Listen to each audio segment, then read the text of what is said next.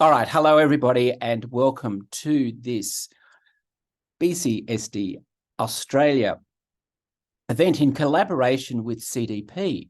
Andrew Peterson is my name, and thank you for joining us this morning on the Work From Home Friday, which is a unique circumstance now post-COVID that we talk to one another back via Zoom. And in the context of that, today we're joined by Donald Cham, who is, give me the correct title, Donald, because I will get it wrong, I know. This is the Managing Director for Asia Pacific for CDP. And he is with us in Australia, in fact, in Sydney at the moment. And in doing that, we thought it would be great to catch up with him to get some insights into the latest thinking, but also the latest work of the CDP. And also get some interesting reflections from some of our members, including the very, very famous Dr Mary Stewart, the CEO of Energetics, Ilona Millar, partner at Gilbert Tobin, and also we'll be joined at 9 o'clock by the head of ESG Risk, Rosemary Bissett from the National Australia Bank. And we thank the National Australia Bank for hosting us in a very large room with all of our friends. Here in Carrington Street in Sydney.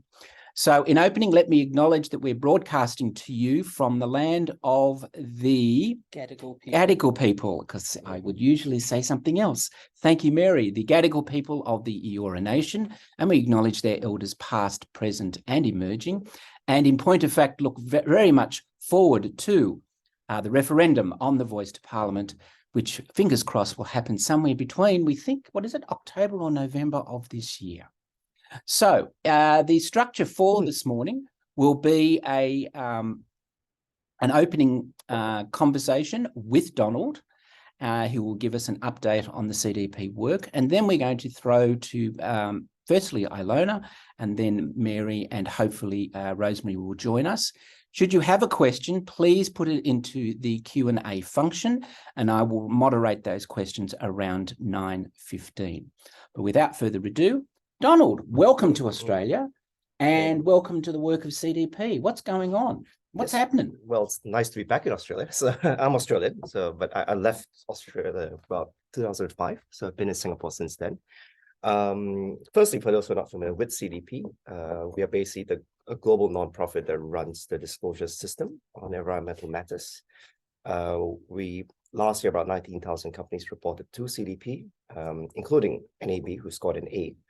And sorry, what was that again? NAB. They scored a A. Thank you. That score was brought to you by now. Yeah. Well, among the 19,000 companies. Well, sorry, just before you go on, in all seriousness, what is the rating? It goes A to D? To D, that's right. And is it A plus to D? What D minus? Only A to D. Right. There are only about 330 A's out of that 19,000, so under 2%. Of 19,000? Of 19,000. Okay, right. But you can also get an F if you do not disclose. Right. So... Yes, we'll get to the F's. Sorry, I interrupted. Yes, so of that 19,000, they are from about 90 countries, and they represent about half of global market cap. Right. So in addition to that as well, we have about 1,100 cities also that respond to us, including Sydney, for example, Melbourne as a city, New South Wales as a state also reports to us. So we also collect data for states as well as cities. So all that data is sent to investors. We have about 730 global investors, about 130 trillion in assets who take the data as well as the scores. We also have partnerships with government and as well the UN bodies as well to provide data into these forums as well as the standard bodies. In addition to that, last year, so we have purchasing organization. So basically large global buyers where to take the data for mainly their scope 3 calculation. So, okay, give us an example of a buyer of that information. So basically our supply chain program, essentially our buyers collecting data for suppliers. Yeah. That's probably the larger part of how we collect the data from. Right. So most major companies, for example, US companies like Walmart, for example, Microsoft, Apple. So we collect data on behalf of these companies. So they request their suppliers to disclose to CDP. Their suppliers disclose to us, we score and we collect the data, and then we pass that data on to purchasers. in this case, Walmart as well. Right. In Asia Pacific, we got a number of large purchases, such as Samsung in Korea, Toyota in Japan, TSMC in Taiwan, Lenovo in China. Yep. So these actually are very large buyers actually asking for information on their supply chain, Right. with a target rate to try to decarbonize their supply chain over a period of time. And we operate throughout the world, including Latin America, North America, EU. In Asia Pacific, where I'm responsible for, we have about 6,000 of the 19,000 within the Asia Pacific region. Yep. We have 6 offices around the region as well. So we are able to operate across multiple languages or multiple geographies. And with that as well, we collect data on global supply chains as a result. So, so it's a unique organization because enterprise, it's a non-profit as well. So part of our goal actually is also to help countries on their net zero journey to use a data source actually for their policy making and also for their regulations as well, and how to essentially map their way towards net zero. Okay. And you've been doing an ANZ report as distinct from an Asia Pacific report. Yes. How many years has the ANZ report been going? We didn't have one this year. So we in fact used to have an office in Australia a few years ago, but you know, we sort of shut that down about 6 years ago. But now we're really looking at Australia in particular, given the traction in particular the last 2 years. And increasingly also the what's happening globally will start impacting what happens in Australia, both at the government level, but also at the corporate level as well. Okay, let's pause. Why was Australia attractive 2 years ago? Why did it become attractive 2 years ago? I think in one sense, if you look at the way it's structured economically, right? So UK, Australia, and the US are quite similar. You know, you have large savings in the pension funds, for example, where the investors have pools of money. And then essentially then you have corporates which are largely publicly listed as well. Now that's not always the case, and also quite fragmented as a shareholder. So typically our counterparties in the past have been these large public investors. So they are requesting their data from large listed companies. And that kind of structure is quite similar in Australia with the super funds as well. So a number of super funds are part of our investor signatories. So they are requesting data from companies, Australian companies, to collect the data and then use that for their own assessments on investments and climate related risk. Right. And it's primarily climate, but it can also include water and in some cases biodiversity / forests. Yes. Is that correct? We have 3 questionnaires. One on climate, which is far and away the largest. So essentially we collect data around emission. Second one around forests. That's primarily focused on deforestation and reforestation practices. And thirdly, water, primarily focused around water security and particularly the high impact industries that use water as part of their production process, for example. So we collect data on those 3. For those who are not familiar with TNFD, TNFD actually has 4 scopes. Atmosphere, which is climate, land, which is primarily forests, freshwater, which is our current collection around our water questionnaire. And the last one being seawater, which is oceans. So we are actually in the process of developing an ocean framework as well. We're collecting data around oceans and how to address, in fact, things such as the acidification for oceans, etc. So that is the last plank that we were also looking into, under the TNFD formulation. So we are also a TNFD forum partner and a knowledge partner as well. So. Okay, and in terms of Australian performance, what's the observation over the years that you've been doing? In general, I think Australian companies, they've actually done it quite longer than most other companies in Asia Pacific. Right. I think far away the most familiar with our CSR reporting is the Japanese companies. They've been doing it for the longest period, over 20 years. Australian right? Yes, Australian. I remember the legacy Kyoto Protocol was 999 was actually created in Japan as well. So there always has been this stakeholder mentality towards reporting. Sorry, just to pause. Interesting. So if you hold a COP in a country, you actually get that country and that person's behavior changing. Isn't that interesting? Pause and think about that. Well, sorry, move on. This year will be in the UAE, so it'll be interesting how much behavior change we get from the Arab states, because this year's COP is actually in the UAE. So you're quite right. So it's quite an interesting time as well. But yeah, I mean, so when you look at it in 99, 2000, Kyoto Protocol was held there. There was a big hoo-ha, and things sort of died out over that. Actually, CDP itself was formed in 2000 as a result of the Kyoto Protocol. So we've been operating for close to 20 plus years already. Yeah. We've been in China, for example, for over 10 years, in India for over 10 years. So it's quite an established nonprofit. But over the last 3 years in particular, we've seen a huge growth. We've gone from 8,000 disclosures to 13,000 to 19,000 disclosures. But also maybe touch also about topic today as well. There's also increasingly a convergence, firstly around the mandatory frameworks, which are happening. A convergence around the environmental standards, which are happening globally. And then thirdly, around target setting as well. So those are the three main convergence areas that's happening globally. So I'll touch upon each one of them. So the first being mandatory disclosure. So mandatory disclosure is over the next 3 years are getting introduced globally across most markets, if not most countries around. Australia is a bit of an anomaly because it doesn't have a full environmental reporting framework. But pretty much in UK, New Zealand, for example, it was this year along with India. And then we have Hong Kong, Singapore next 2 years. And in the US, obviously with the SEC are going through their also mandatory reporting regime. And I think Canada's flagging that it's going to. Yes. So now we have, in fact, a convergence around mandatory reporting and by and large a convergence around TCFD. So TCFD has been so the framework adopted by that purely because it's a risk and opportunity way of looking at reporting, which most financial investors are quite familiar with.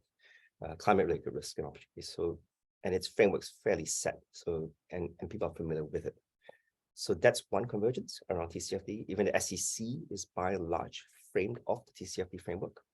So, and part of the reason for that also is to reduce the costs for companies as well. So once you have a framework to go to, it's easier to understand. The second area is around environmental reporting standards and the gradual convergence around ISSB. So for those who are not familiar, ISSB itself, in fact, is a formation of two different boards. The SASB, the Sustainability Accounting Standards Board, and the Carbon Disclosure Standards Board. So CDSB, the Carbon Disclosure Standards Board, used to sit under CDP. It was actually transferred into ISSB along with SASB to form the base for ISSB. And now ISSB is going through a major alignment, firstly with GRI. Most recently, IFRS as well as ISSB had their meetings in Japan to align with the Japanese Sustainability Standards Board. And that's to try to create a global baseline around sustainability reporting, focused primarily first on climate. So climate-related reporting will be the first area. We have a partnership with ISSB, so from next year onwards, the CDP questionnaire will start incorporating ISSB into that to get companies ready for ISSB reporting. We have always incorporated TCFD. We run the TCFD Knowledge Hub, but moving forward also we feel that ISSB will be the baseline and we will need to get companies ready also for ISSB reporting. Okay, so this is an anticipation of the feedback, the consultation coming out in June. Yes. We'll talk about that in a moment or at the end. And I guess as a company, you would be interested but anxious around the level of questioning and the size of the questions that will be in the request. So can you give a sense of what that's going to look like at this stage for a reporter? So most questions are probably already in our questionnaire. So we're doing that mapping now. I mean, there's certain areas that the ISB will need to be finalized essentially to get a better idea of where it moves, but most of them should be already in there. So it's just some additional maybe clarifications that need to be added. So if you've been doing the CDP questionnaire, I think by and large you are in okay space, so to speak, right? Obviously, if you're scoring an F and not reporting, then you're in a different space as opposed to a D or C or B or an A. Sorry to be naive here, but are the answers to those questions relevant to your score, or are they at this stage just helping you understand where companies are at in terms of their response to ISSB? So for ISSB, which is from next year, so we'll see how we'll treat it next year. If typically it's a new question, we wouldn't score it. So there's typically not scored if it's a new question. So in general, we score.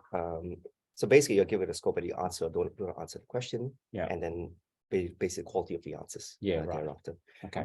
And our scoring methodology for this year, in fact, we just published last week, I think. So all our scoring methodology from A to D is actually public. Right. Including the scores as well for listed companies. It's also public. So as a non-profit, we try to be as transparent. All our questionnaires also are public as well. And for those who want to take reference, all those who scored an A, as well as their answers, which included the National Australia Bank. Yes, and their answers are also publicly available as well. Okay. So they can use it as a reference point for best practice.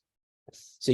So you can see the answers to all of the A responders, That's but right. no others. Not the others. Yeah. Not Okay. others, yeah.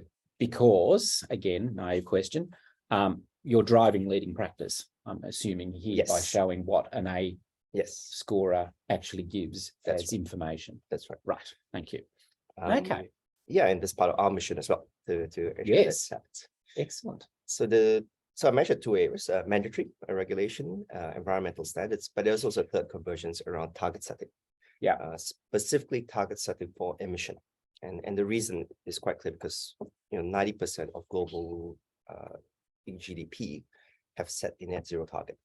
So including Australia, which is a 2050 net zero target. Yep. So it's clear where governments are very focused on, which is on this net zero target, and how do we actually create pathways into this net zero target.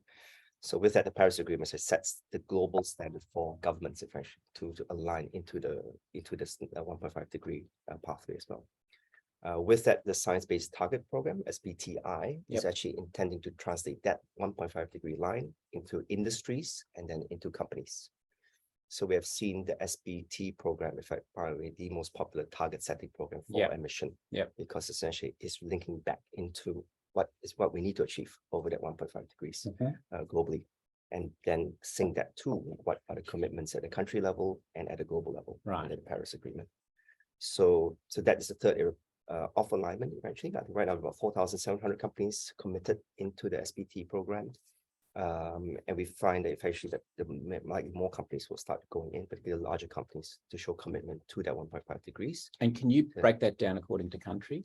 Yes. So the SBT program is public as well. So those who have made their commitments, those who have got their commitments validated, and also their commitment, like, is it 2 degrees, is it 1.5 degrees, etc. So that's also public as well. And without going into how's Australia doing, is there what's the sense of the breakdown of, say, Europe, US, and Asia Pacific in that? Primarily, it's actually quite a wide breakdown actually within SBT. So I mean, US companies obviously are a large chunk of it. And EU companies, but also quite a lot of Japanese companies as well. Okay. Even within Asia Pacific, we have a number of companies like Taiwan companies based in Taiwan, in Korea as well, who have committed to it as well. Okay. And I think that's because of the logic of the program of trying to link it back into the Paris Agreement and what we need to achieve as a planet in order to drive that. And in Australia, we're seeing companies trying to implement an SBT in line with the requirements of their financing. Yes. So quite a lot of banks are requiring that you align with SBT if you want to access certain types of financing from them. Right. Interesting. Yes. Okay. So that's the so it's quite an exciting area. So I think these are the three main planks of convergence. Now, why is this important? Why is this convergence important for companies? Firstly, right now, a lot of what's happening in environmental reporting is collecting data. It's not turned yet into information. And partly it's because there's no consistent framework for looking at this data, so people can understand it very quickly and turn it into information. And eventually into knowledge, right, where you can take action around. So with the consistency now more around the frameworks and reporting, we are getting more familiar with looking at data so that it becomes information. I mean, if you do a parallel, for example, in the financial sector, when someone looks at a balance sheet or P&L, they merely can interpret it because they've been trained to look at the information in that certain way. Yeah. So that is the idea of these standards, the frameworks firstly in the public space, and then the standards, so that we get to familiarize ourselves and we can make better decisions around it. The second reason for the convergence also is around compliance costs, because right now we have, particularly for us, a lot of questions around the cost of compliance. Which standards should I adopt? why am I getting so many questionnaires to fill? Why am I getting so many acronyms that I do not understand, coming at me? So that with some consistency or convergence, it actually allows companies to plan for the future. They know where to put their resources for the likely things that are going to be important. And with that also over the midterm, reduce costs. It also allows resources to be allocated to where things are heading, and then also reduce costs as well for companies when you go into it. So I think it's going to be very exciting what happens in the next 1 or 2 years. And we are still in the midst of developing the nature-based frameworks, but at least the climate-related frameworks and standards are sort of there already, and essentially sets the groundwork now for us to move forward. So, so those are two most exciting things I would say. As companies, I guess, what's the impact and what's it relevant, I guess, for companies, particularly Australia, who doesn't have a mandatory reporting framework yet. Yes, Yet. that's the word. So, which I suspect will probably adopt TCFD, given everyone else in the world has adopted TCFD. Two areas. So as CDP, we collect data on behalf of investors, so they are requesting, and the other part are buyers. Far and away, the buyers are more a driving force actually for decarbonization globally. Big companies in particular, large companies in the US and in Europe are increasingly trying to decarbonize their supply chain. And essentially that has been a major driver for disclosure for us in, for example, Asia Pacific, particularly the exporting countries, China, Korea, Japan. So they have been a major driver to disclosure, has been because buyers, in fact, are looking to collect information, collect data from their supply chain. Eventually, that will go all the way downstream. So if you look, say, the telco industry, for example, most large telcos report to CDP, their equipment manufacturers report to CDP, their handset manufacturers report to CDP, and now even their semiconductor manufacturers report to CDP, and which will go all the way down to the resources companies that will need to. So eventually, reporting will come through because the buyers are requesting it. And obviously, if your client requests for that data, it's quite different than an investor requesting the data. You can refuse the investor, but it's very hard to refuse a buyer, so, especially if your buyer is a large purchaser like Apple, for example. It's actually very little that you can do. So we're in this phase where a lot of the global buyers are trying to collect data first to understand where in their supply chain is the carbon, where the supply chain is the emission. And are there any particular sectors at this stage that are standing out as requesting this information? So in general, the more global supply chain and also the brands which are more consumer facing, those would tend to be the ones that are driving the change first. Right. And the ones whose business model is addressing climate. So Tesla. That's right. And the turbine manufacturers. That's right. And also like renewable energy, yes, there's one area, quite a few renewable energy manufacturers, for example, report to CDP. But quite a rarity. I mean, we also have cement companies, for example, that report to CDP, resources companies as well. So, so we essentially see that as a major clients, in fact, driving down disclosure. Primarily, firstly, to collect data around the supply chain, and then secondly, eventually setting targets, because they have committed to SBT, for example, and they will need to then calculate their scope 3 and drive that change through their supply chain. A lot of them at this stage are doing incentives. So we know a number of suppliers, for example, who do basically free calculations for their suppliers. If suppliers want to calculate their GHG emission, they will do actually a free calculation for them. But eventually, at some stage, they will need to create an incentive regime to incentivize their suppliers to move towards the same objectives that they have. And it could be in the financial industry, for example, where products are being created.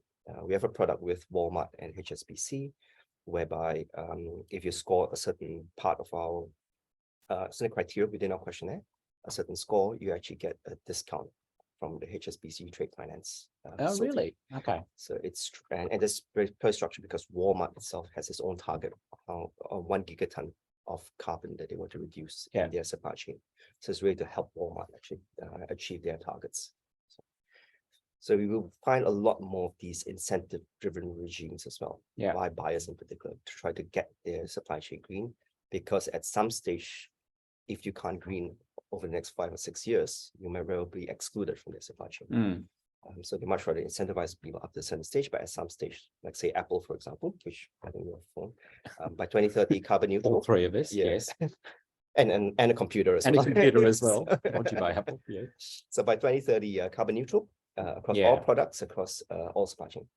So if you're not carbon neutral by 2030, you may be excluded from the Apple supply chain. So these are the major driving force actually for that. Eventually, it will come to Australia in this little corner of the world, and eventually it will come down to it. And the other area are financial institutions.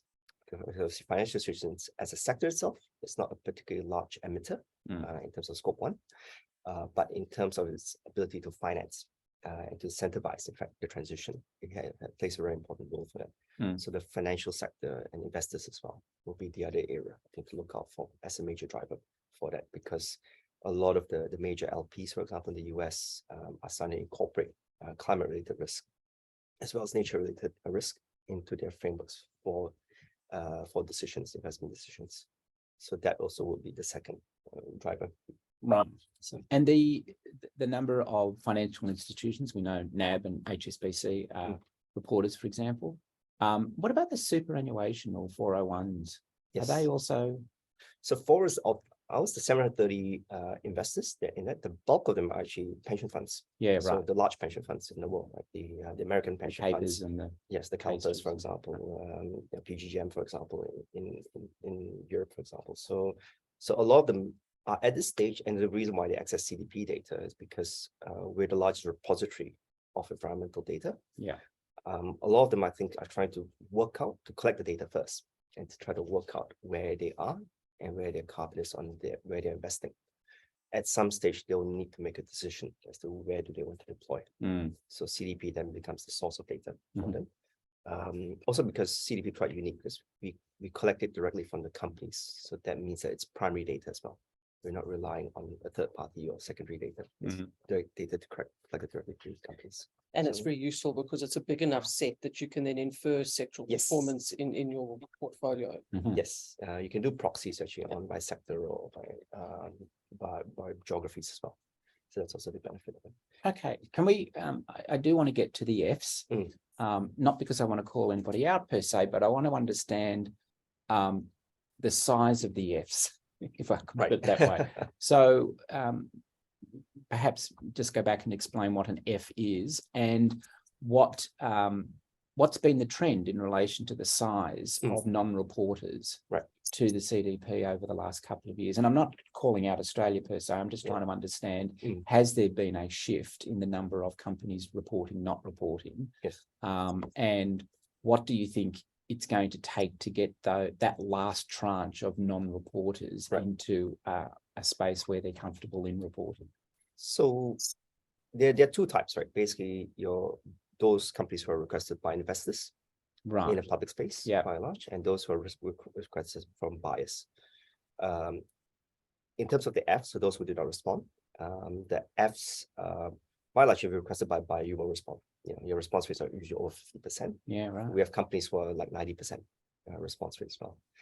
This year, the US government are requesting their suppliers to disclose the CDP. Yes. So with that as well, and I don't think it's an option for them. So especially given the US government is the largest purchasing organization globally. So with that as well. So they have a small amount of influence. Yes. Right. In fact, they have tranched their disclosure as well, so that if you're above a certain amount, 50 million above, you have to fill a certain amount of the questionnaire, etc. So we expect an increase in disclosures from that, but buyers by and large, people respond to buyers. Let's put it that way, simply as well. So that's the first part. The public space tends to vary because some markets where you have large public market investors, like the US, for example, it's usually around 50% and above. So at least half the people will respond. Those who do not respond tend to be those either not ready for it, because our question is quite long. So in order to do it, you need to prepare yourself for that. Or those who are already have an inherent interest not to report, such as those in the fossil fuel industry. So we also have a number of companies within that as well. But by and large, most companies, if they can, they will try to respond and as much as they can. And usually the first year when you report, we'll keep that score private, because usually people don't score very well on their first year. But after that first year, then they improve, where the gaps are, and then they'll get better at it. So it's a practice. Disclosure is not something people land on the first day. It's something you just need to keep on going at it, and after a while, just get better at it as well. So last question from me before we go over to Ilona, Mary, and hello and welcome to Rosemary. My question is this, and it's been posed to me: why do I need to join CDP when, as you say, there's so much convergence going on around national legislation in relation to reporting? Standards are going to be put out there. Why do I need to worry about reporting to CDP? Well, we are a voluntary regime, so no one needs to report to us. You're invited to report, and the data is used by the purchasing organizations and the investors. So you're actually really helping your buyers, basically, your clients as well as your investors. So that's one way of looking at it. So we don't force anyone to disclose. It's really just an option. But what we want to do is get companies prepared for the future, and that is the key part. How do you get ready for a future where there's going to be a lot more environmental reporting, starting first with climate, and using our questionnaire as a tool, basically to address their gaps, see how many of these questions can I answer. Now, whether you report to us or not, actually, is for us obviously just a data question and a scoring question. But for the companies, hopefully it becomes a useful template for them to look at it, to understand where their gaps are, for example. That's what best practices, so that's where the guidelines for certain parameters are. But it's also getting companies ready for that additional scrutiny of the data. Exactly. Because everyone's watching it. People will ask you where your assurance, what's your backup for this? How, for example, within your scopes, how many categories of scopes, for example, are you on scope 3, for example, that you plug in? So it's really getting ready for the future. And we are just at the first stage, which is the climate related reporting. The data related reporting are likely going to come in. TNFD is in the process of being finalized. So the framework is being finalized towards the end of this year. Do you think that's a fast follower to climate? Or is there still much to work out? It's a bit unique. There's nature's more location based. So the risk associated with nature tends to be more location based to where you are, as opposed to climate, which is a global phenomenon. So that requires then accepting that climate is in one's the physical is in fact a subset of nature. No, but the physical risk side of climate is absolutely location based. So that's where, because TCFD requires physical risk disclosures, there's a clear link to TNFD in that. Good. And TNFD, like I said, the pillars as well, right? Land, which mainly forests, water, both seawater as well as fresh water. So those also are areas to be covered as well. Particularly if you're an industry that's very exposed to water, like a textile industry, like a semiconductor industry, then water becomes a very key concern, a key input effect to your production process, and hence a higher risk under TNFD. So that's one way to look at it as well, that the TNFD will be more location-based as well. And under the UN biodiversity framework. So if you look at a pathway for which climate has taken, the Paris Agreement plus TCFD coming the year before, eventually now with the regulation coming in across most countries. So that's the path it's moved. It's like the TNFD is likely to follow the same path with the UN biodiversity framework, and eventually then the commitments into that, and then thirdly then the localization of that regulation and policies as well, in order to help countries actually meet their requirements, their biodiversity commitments. So let's now move over to Ilona and welcome her in. And a question that I've posed to both Ilona and Mary is, what have you heard from Donald that you think resonates with Australian business at the moment? And in particular, Ilona, I guess, give us a 20-second, what happened this week in Australian policy on climate? Over to you. Okay, thanks, Andrew. Look, I found the discussion with Donald absolutely sort of fascinating. It's so good to hear the way in which the CDP is evolving, and the thing that really resonated with me is this increased drive for data from suppliers and the need to be looking more broadly at supply chain and value chain emissions. This is something that I think a lot of sort of our clients are struggling with, particularly in the context of thinking about the, moving towards setting scope 3 targets and trying to understand how they can, source the qualitative data that's needed to inform those targets. So it's really interesting to hear about the way in which suppliers are really driving, or buyers are driving that supply chain disclosure. sort of the points around convergence, and in particular about mandatory disclosure, that's something that is coming down the line here in Australia. Treasury did its consultation sort of through December, January, February, and so we're waiting to sort of see the next stage of that, which will likely be a policy paper, possibly even draft legislation to look at mandatory disclosure here in Australia. And I think the other points around convergence will equally apply here in terms of, a reflection of the, TCFD as a framing concept, but also looking at that broader sort of alignment around environmental standards and ISSB as well. So I'm sort of confident that, by our next financial year, we will be in a position where companies will, be moving towards mandatory disclosure.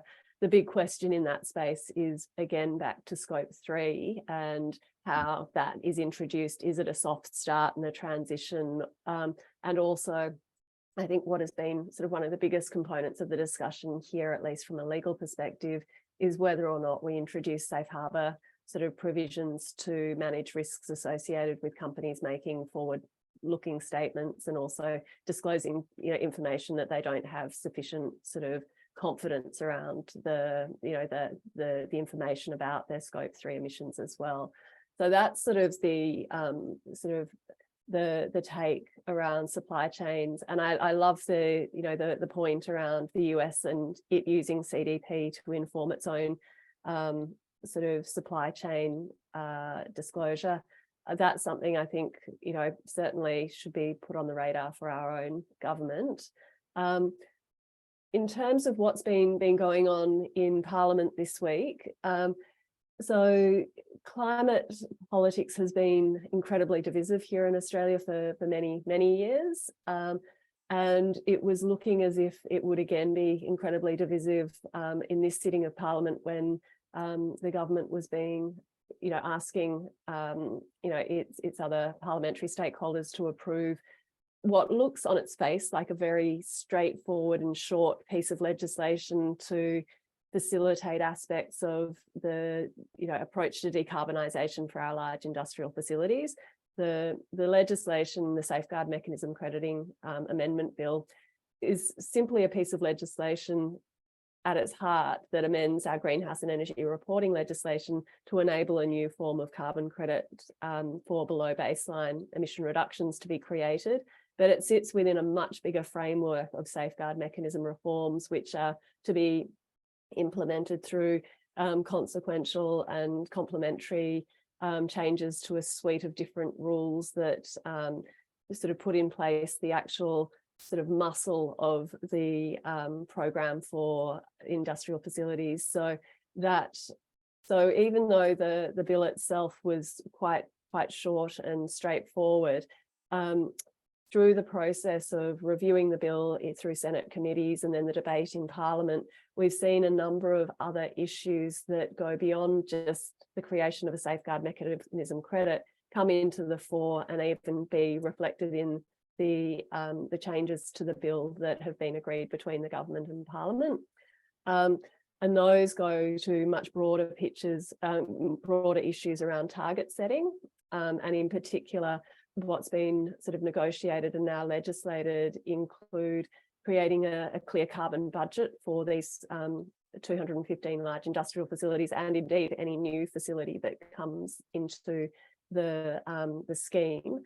So now we have legislated carbon budgets for the period out to 2030, and then a clear specification in the objects of the greenhouse and energy reporting legislation around sort of net zero by 2050.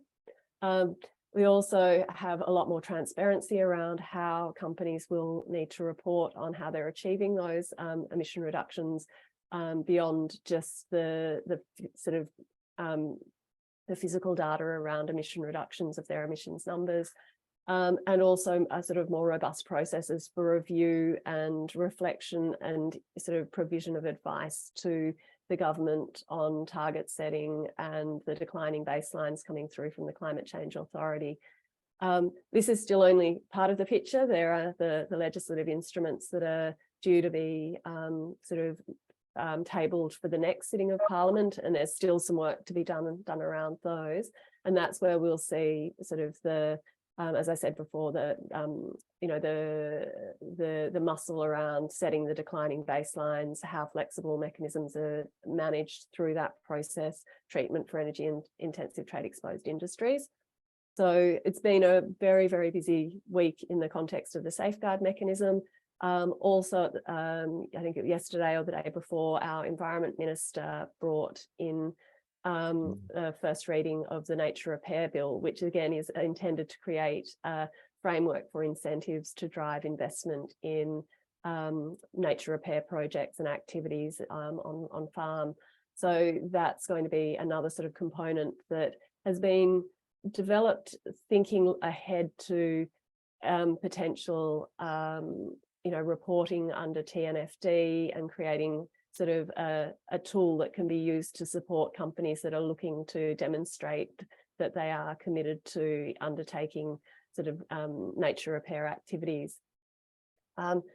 So I think, that's sort of the piece in Parliament. I was thinking as Donald was sort of speaking, how do you sort of connect what's been happening with the safeguard mechanism to CDP? And I see the real connection point there as this issue around decarbonising supply chains.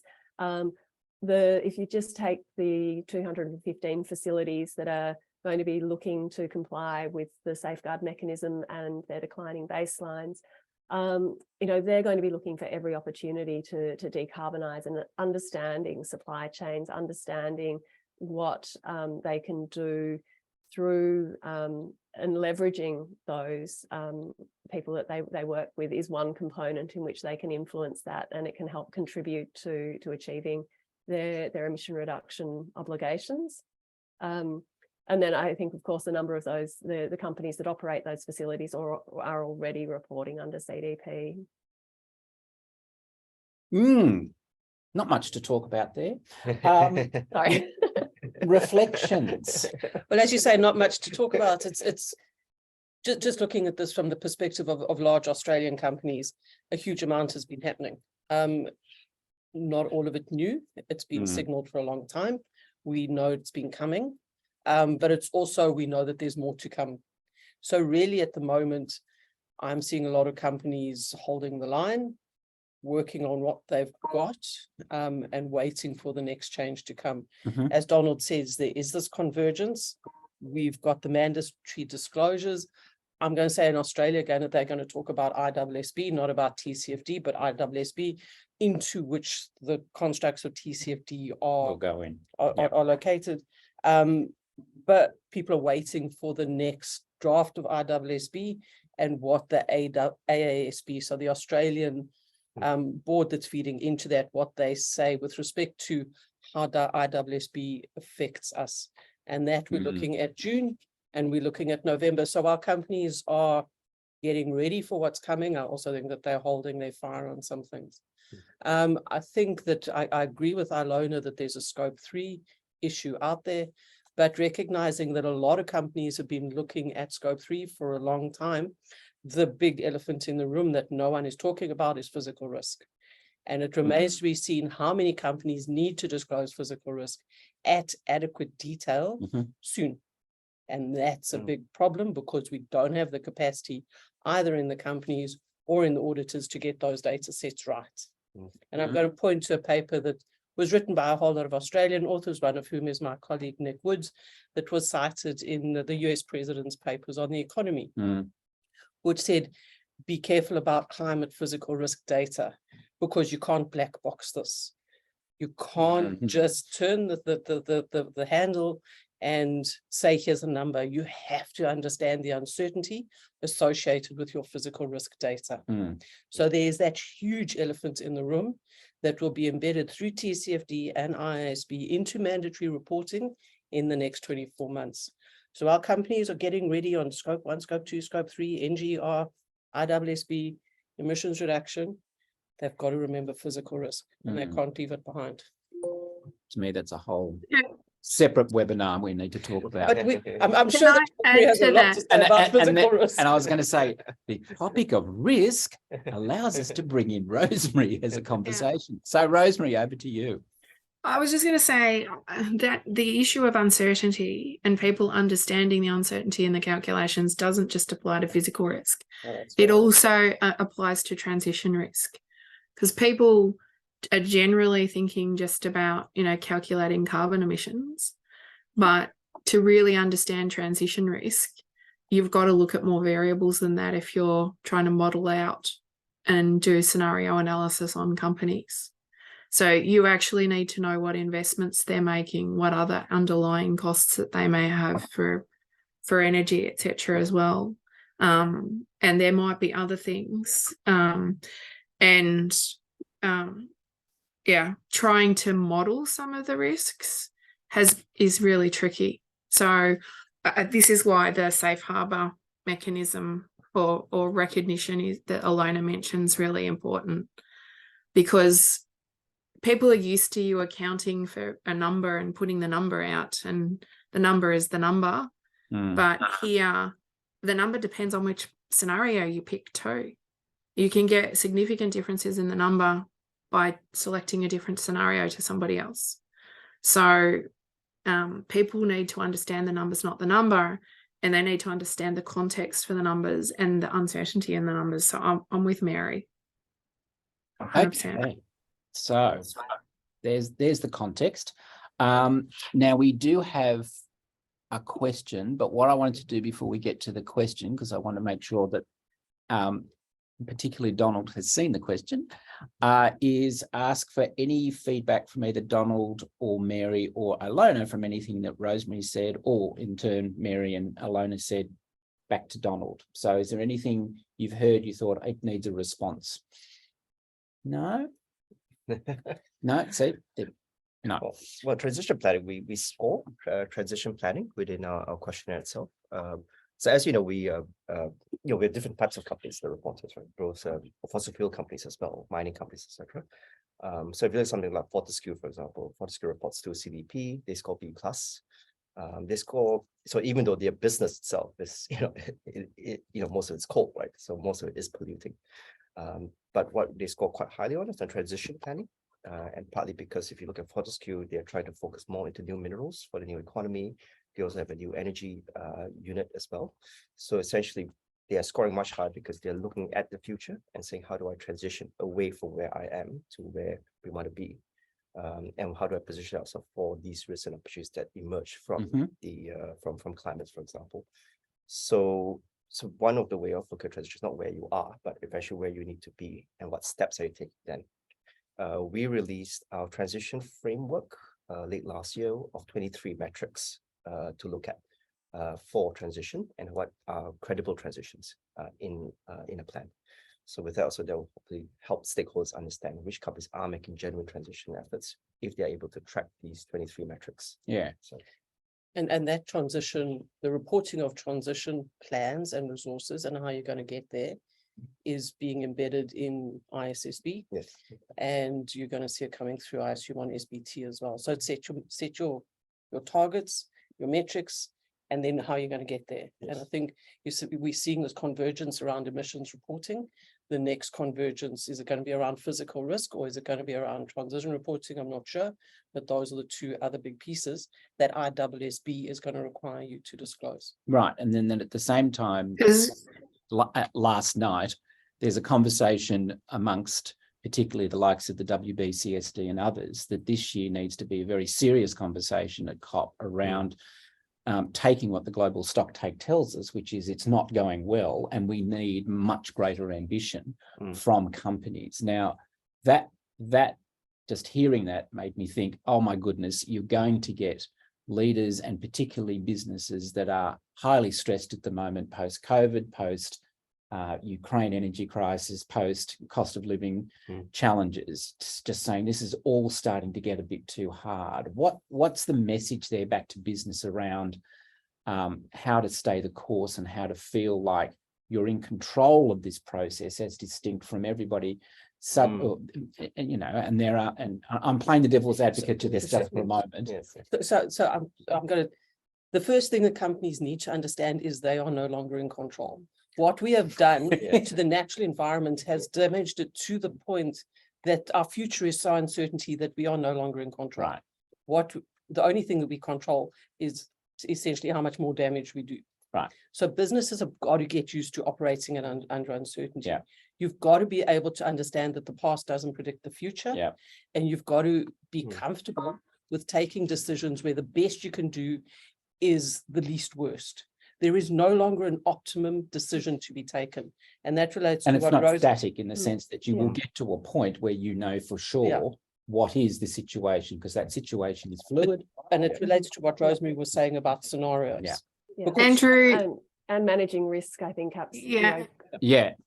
so But- in this, Ilona, you may have something to say here, but although that may be true, Mary, if you want to be diligent in managing your risk, then if you're being asked to look at targets and transition and talk about that publicly, you've got to take a planned response knowing you've got the resources in place to implement.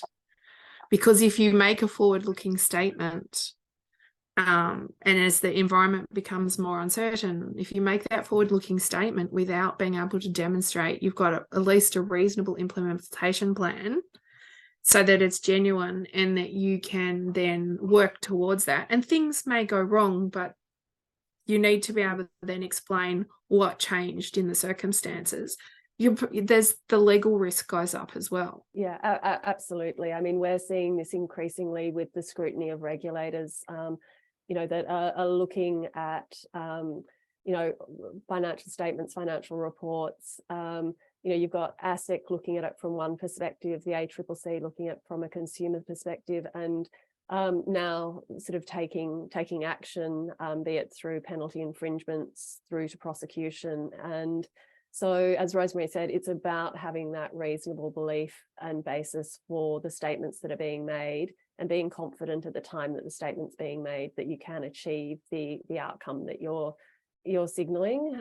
So, we're working with a number of clients on managing, how they communicate, what they're doing, and it always comes back to, where is the verified evidence of your ability to actually achieve this. Maybe I'll answer your question in a more practical standpoint. So recently I was in India. We have our disclosure event in India. We give awards out. Quite a few companies are in the cement sector, actually, that they receive an A. So I was in a panel with another one of the companies. And basically their answer right now is the decarbonization is a cost question for them as well. Why? For a cement company, half of their cost base is essentially energy and raw materials. Both of them are facing cost pressures and cost increases, right? Coal prices increasing, so the cost of energy is increasing. Same thing fossil fuels as well. So what they're doing is making decisions around changing, in fact, their mix around energy to almost all renewable energy. And that's a very simple decision because firstly, it's the most cost efficient. And secondly, it's also a good decarbonization outcome. So in fact, the irony of the high oil prices is the other way around. It actually forces companies then to look at renewable as a really source of stable costs that they can maintain over 20 years. So that's one area. So that's one transition. The energy transition, I think, is worth looking at into and the investment in that. The second one is around raw materials, right? So for them, it's very simple. Every year there's urbanization, every year there's more and more cement, but there's only so much limestone in India. And at some stage, the cost will start going up as well if we keep on taking from nature this resource. So essentially, then on the resource transition side, you will see a lot more rethinking about resource processing. How do we become more efficient at using resources, at taking from nature? And secondly, circularity. How do they reuse a lot of the waste and how to transfer back into into components as well? So this idea of being a circular economy will come to, particularly around cement, where you can use, for example, slag, for example, within iron blast furnaces as a component back into cement. You can use ash, for example, out of coal-fired power plants back into making cement. So there are actually options, available for companies to actually transition. I think as a business, such as BCSD or even WBCSD, is related to how do you create industry pillars that can share these knowledges, because the future is possible. You know, it is there, and most companies are thinking about it, and they're thinking about it more from a cost perspective. With prices of things going up, I need to be more efficient. And if you become more efficient, you use less stuff, so to speak, from nature. Yeah, yeah. Well, and to that I would add, I think that those at the I'm trying to think, I always get it wrong. Is it downscale or up? Anyway, you've got the likes of Tesla and BMW and now even Mercedes talking that they are in fact going to own their entire value chain. So they're going to own the mine in which the lithium comes. It goes into the battery that they have in a JV with LG or CATL. So they are literally driving out cost from their value chain, because that cost is the equivalence of carbon. They are trying wherever possible. And that to me changes the entire business model for the resources sector, because it doesn't mean that you're going to have a separate sector. And maybe I'm being a little Pollyanna here, but you're going to get a very different look to the resources sector over time, because you're going to have the manufacturers wanting to control much stronger the cost input of the material that's being provided to them. And BMW's made this very clear in their rethink, reuse, repurpose model, that they will own the entire value chain of the materials that go into the vehicle that they manufacture. Why? Because they want to own its next stage once it's been used. And this becomes a very interesting conversation about how a product becomes a service rather than necessarily, in a linear economy, it's used and then thrown away. But it is also pointing to a bit of a breakdown in the system at the moment, because they're saying it's not decarbonising fast enough. Yeah, my that's supply right. chain's not decarbonising fast enough. At the moment, most of that pressure is coming through finance. We're starting to see a bit of the pressure coming through upstream buyers. Well, it takes the point about the buyer. But both of those influences are too slow. Right. For the people who really want to be net And then zero. you've got the force of policy making. In the time that we need people to be net zero, which is 2035. We have a question. We did have a question, and I am conscious I want to get to it. So a audience member asks the question, why isn't there more transparency on CDP company responses? Confrontational question, questioner. For example, I'd like to see the responses of all participating companies in Australia, not just good performance. Donald, I think that's one that only you can answer. Yes, so the advances are available to investor signatories. So if you're a bank or if you're asset managers, you get access to the responses. To all responses. Yes. Yeah. So the public listed company. The short answer, become a bank. Yes, asset managers. No, but it's not just because we're a bank. It's a fee for service. It is a fee. It's a signatory, yeah. But you can pull up to 20 answers up from our website, so that is also available. Okay. All right. And obviously the A's are available as answers. Right. But yes. And can I say, look, it is a valuable resource. So for calculating our Scope 3 financed emissions, because we're looking there as part of Scope 3 at our customers for the big end of town, because there is a limitation to CDP, and that is that it only picks up listed companies. So we still need a lot of other data, which makes Scope 3 calculations quite difficult, like for everybody else. And the best source is, in Australia, I will say that we're very fortunate. ENGA is very good. It picks up a large group of companies, not just listed, and facilities and generation facilities. So you can get good quality data that has got an audit standard behind it. Then you can supplement that with CDP at the big end of town. But you still need other ways, including client engagement or supplier engagement, to get data. Or you've got to use a lot of estimation techniques, which comes back to the uncertainty in the data. So it's not simple. And I think historically, most people, for operational emissions, you still can end up with a lot of spreadsheets, and you quickly outgrow that and need a system. For calculating scope 3 emissions, again, the level of complexity, once you start going up and down your value chain, is very high. And therefore, you need a lot of estimation techniques, and you need to be able to explain uncertainty to people. They're only as good as the third-party source of data that you can get. That's how we're going to end. So a big thank you on behalf of BCSD to Donald for joining us today. Pleasure. Stay tuned for some more exciting news about the relationship between BCSD Australia and CDP. Also, thank you to Mary, to Ilona, and to Rosemary for joining us today. Again, a big thank you to NAB for hosting us in their office and via Zoom. And thank you to those who are attending today. There will be a recording of this webinar, which we will put up onto our YouTube channel. Yes, we have one. Go and have a look. BCSD Australia. All of the Good Day series from the last couple of years are up there, including, I think, the Fiona Way narrations from a couple of years ago as well. Speaking of which, the Fiona Way narration for 2023, it is out, and we've announced that Marty McBrien, the Director of Strategic, and I forget her last title, from the IFRS Foundation, will actually be in Australia for the oration on the 29th of May in Sydney at the Art Gallery of New South Wales. For those who haven't yet seen the ticket sales, they will be open to the public from Monday, and for members of BCSD Australia, you will see your VIP login access code on Monday via our weekly newsletter. For those who are not members, you will see, as I say, the public announcement of that on Monday on our website or via LinkedIn. Encourage you to join us. Very excited that Marty is coming from London exclusively for this particular oration, and she will be sharing what's going to happen, hopefully in June, when we see what is the next iteration of the disclosure standards via ISSB.